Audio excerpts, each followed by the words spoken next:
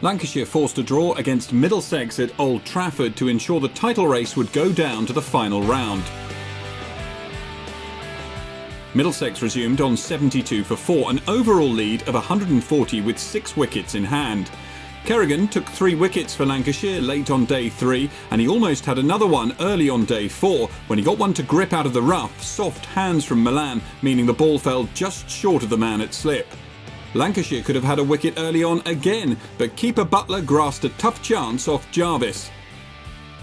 Simpson got the scoreboard ticking with a well-timed flick through the onside, but he very nearly lost his wicket when padding up to Livingston, the ball landing just fractionally behind the stumps. Simpson and Milan both decided to go after Croft, with Milan striking the spinner for a maximum. Milan went past 50 as the partnership reached 100.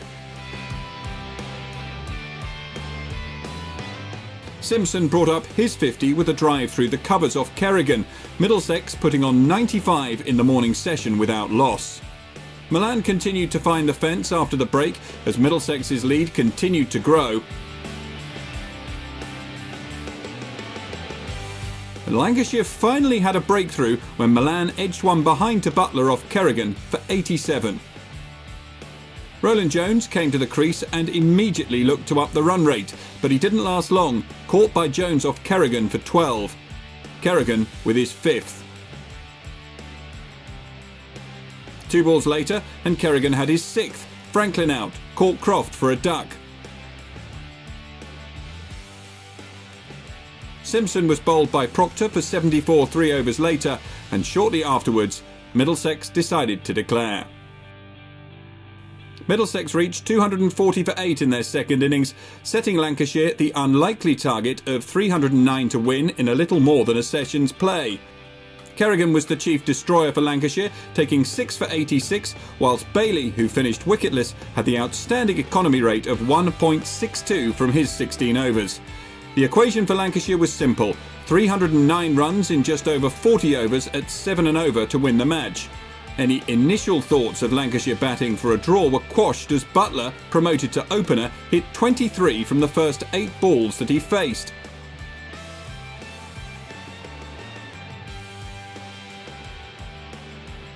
However, his entertaining cameo lasted just 14 balls before he was out. Cork Compton bowled Finn for 26. Hamid joined Jones at the crease, but the run chase had died with the wicket of Butler.